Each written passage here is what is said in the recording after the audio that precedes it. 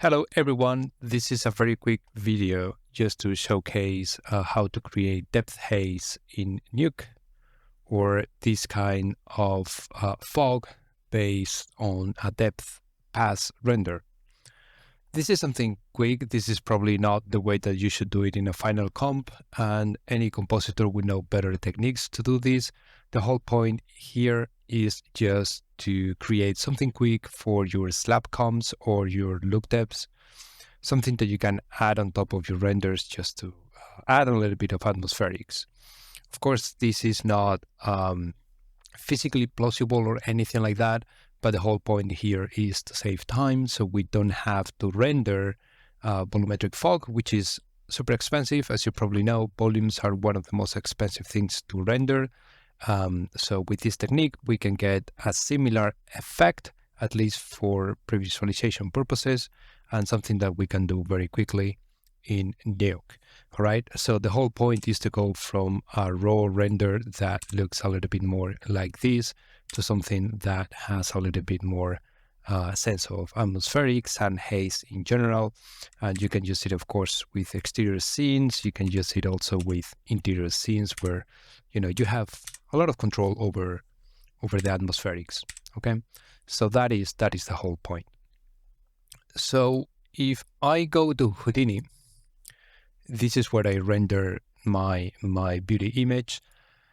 This is completely render agnostic, so you can actually use whatever you want.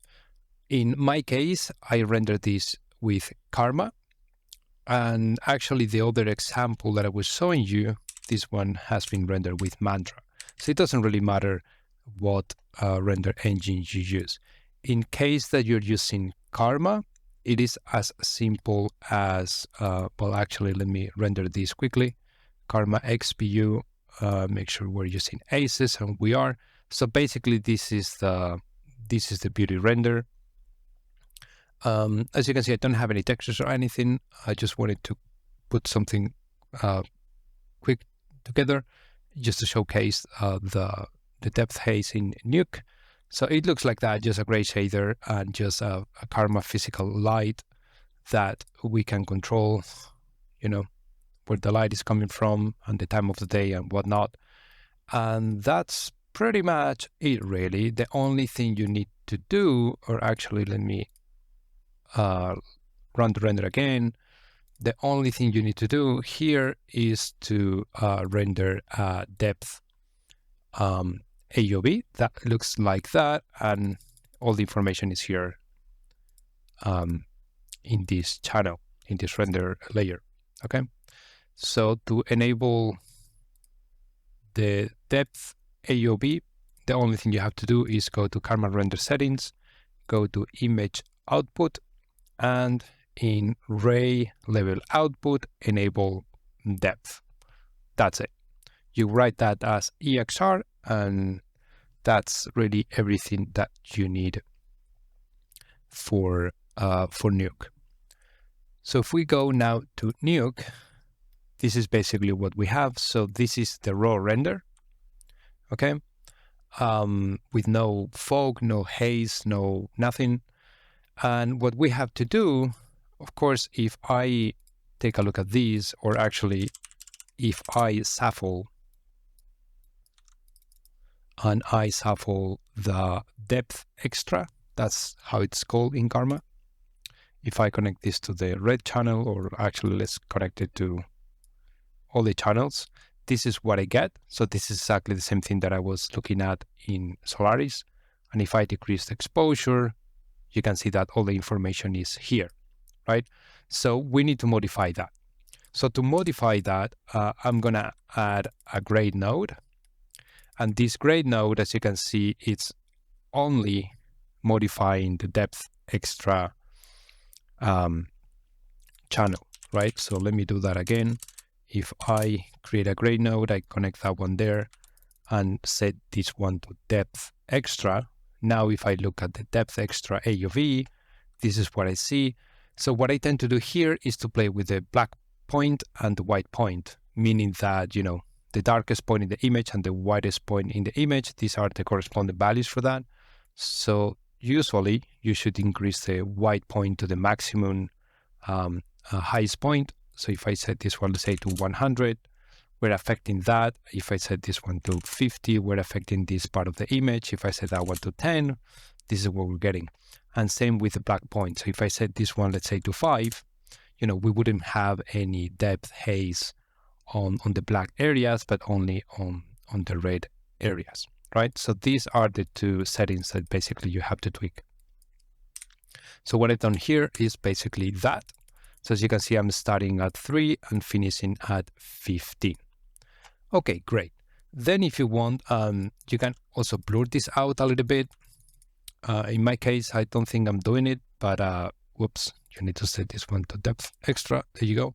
So you can blur this out if you want to create some kind of, you know, glowing halo, whatever. You can do that as well. Sometimes I do it, sometimes I don't. It depends on the depth of the image, really. Here we have things quite close to the camera, so it might not be a good idea, but we can take a look later. And then once you have that, you can look back at your RGBA and you need to add a color correct. Sorry, not a color correct. This color correct, I'm basically just tweaking the image a little bit, right? Affecting the RGBA.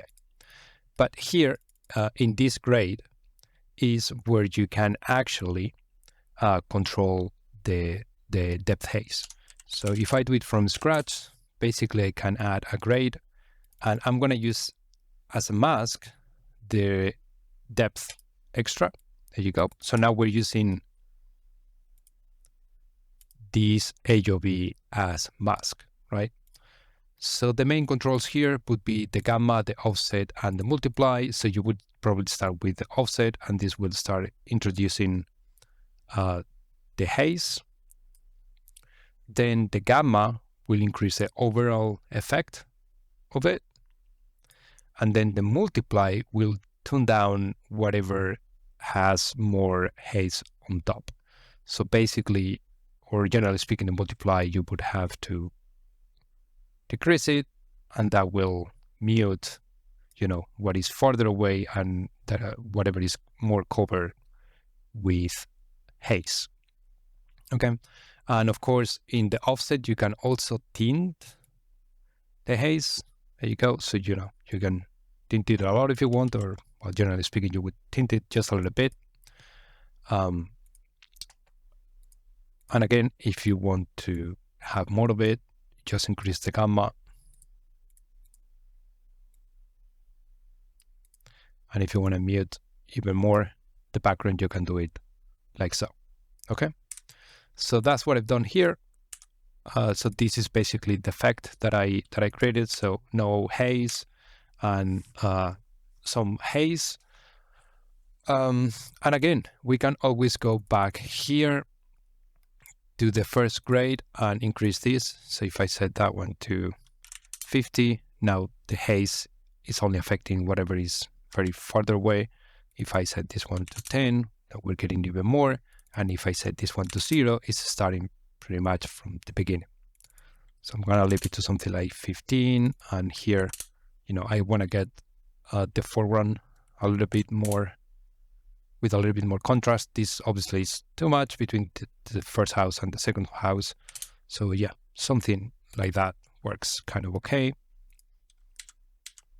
Okay, so you get something like that. And then here, well, I'm just adding a little bit of defocus, even though I had rendered this with some defocus already.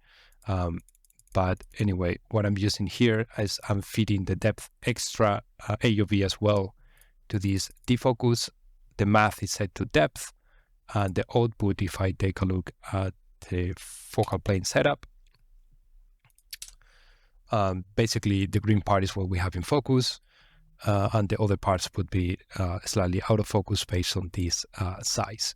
We can also take a look at layer setup, which is also a very nice way of looking at this.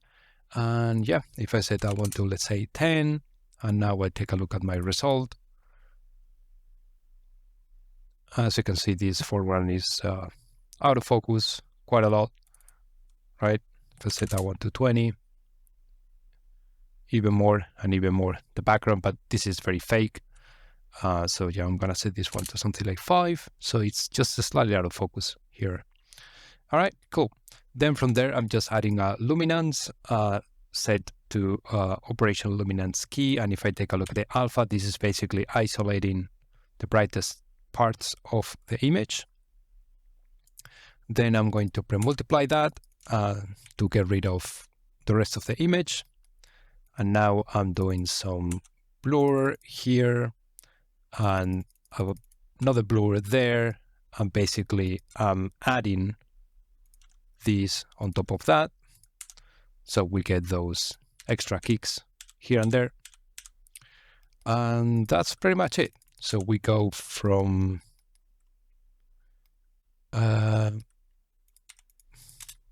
basically from this image to that image. I rendered this sun in my physical sky system in Karma. That's not a good idea because this sun is terrible. But anyway, the rest of the image, you know, it kind of looks nice when you get that depth haze rendered together with the beauty image. And again, this is not as cool as rendered volumetrics in the 3D renderer, but you know, it's a quick way of look debbing your shots and adding some extra elements in there. And of course, if you have, this is all kind of like a hero shot, right? Like everything here is in focus, everything here is quite close to camera. So this wouldn't be the best technique for this type of shot. But if you have a distant city or a natural environment or something, this would probably work without having to render very expensive volumetrics. And as you can see here, I've done pretty much the same for this interior environment. So yeah, it looks quite decent, I believe. All right, so that was the very quick tip. Again, render agnostic, and it might help you to create some nice atmospheric effects. All right, bye.